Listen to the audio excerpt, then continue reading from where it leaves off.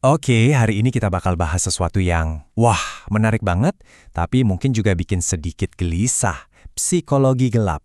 Sebuah topik yang bakal bikin Anda bertanya-tanya lagi soal setiap keputusan yang pernah Anda ambil. Yuk kita bedah sama-sama. Pernah nggak sih kalian ngerasa sebuah pilihan itu murni dari diri sendiri?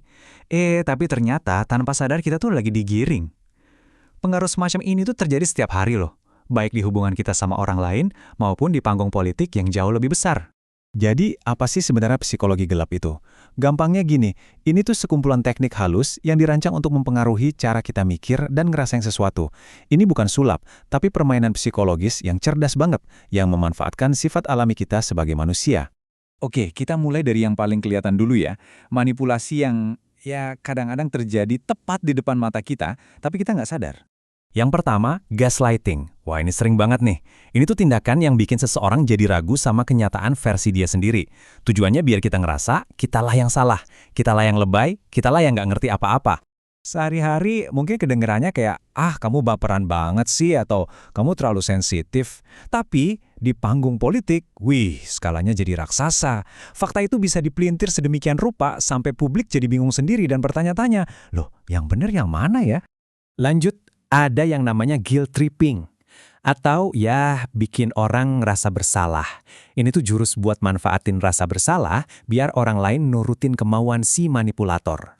Pasti pernah dengar kan kalimat kayak, aku udah berkorban segalanya loh buat kamu, yang bikin kita jadi ngerasa, aduh, nggak enakan. Nah, di politik ini levelnya naik. Jadi kayak, kalau kalian nggak dukung kami, berarti kalian nggak cinta sama negara ini. Rasa bersalah pribadi diubah jadi senjata rasa bersalah nasional. Dalam banget kan? Terus ada fear mongering, alias nakut-nakutin.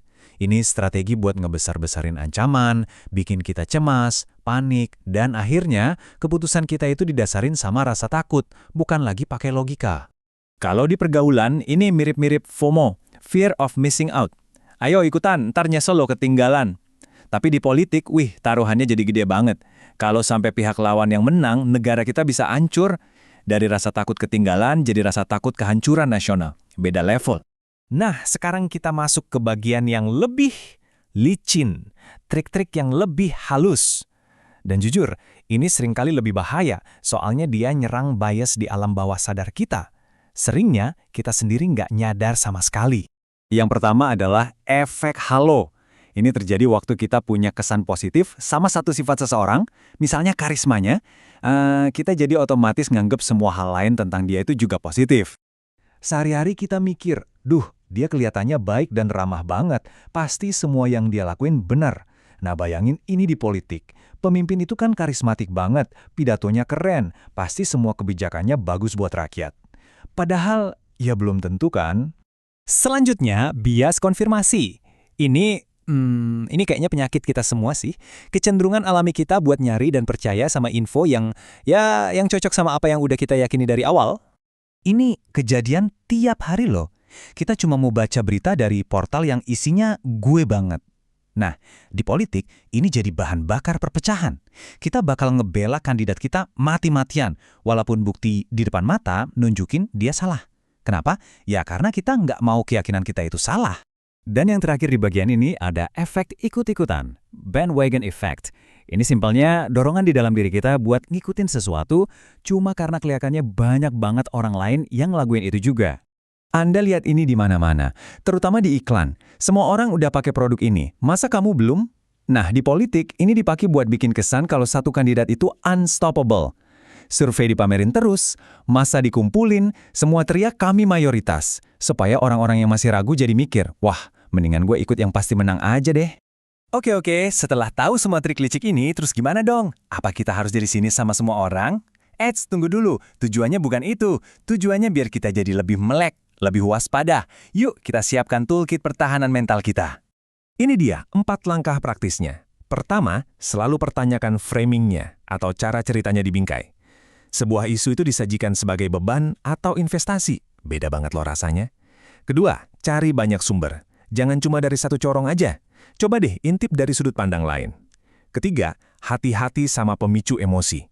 Kalau ada berita yang bikin kamu marah banget atau takut banget, coba tarik napas dulu, tanya, kenapa gue dibikin ngerasa gini ya? Dan yang terakhir tapi penting banget, fokus ke data, ke program, jangan cuma ke citra. Lihat isinya, jangan cuma sampulnya. Jadi, setelah semua ini, kita sampai di pertanyaan besar. Medan pertempuran yang sesungguhnya itu ada di mana sih? Dan ini dia intinya teman-teman. Di dunia politik, pemenang itu seringnya bukan yang paling benar faktanya, tapi yang paling jago ngendaliin persepsi publik. Ini semua adalah perang persepsi. Coba deh, renungkan kutipan ini. Manipulasi paling berbahaya bukanlah saat Anda dipaksa, tetapi saat Anda merasa itu adalah pilihan Anda sendiri. Ngeri kan? Ancaman terbesarnya itu bukan paksaan yang kelihatan, tapi bisikan halus yang kita kira suara hati kita sendiri. Jadi, saya mau ninggalin kalian dengan satu pertanyaan ini.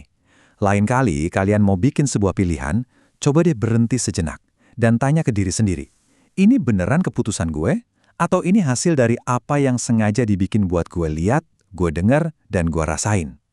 Kesadaran adalah langkah pertama. Langkah pertama buat jadi pemikir yang benar-benar merdeka.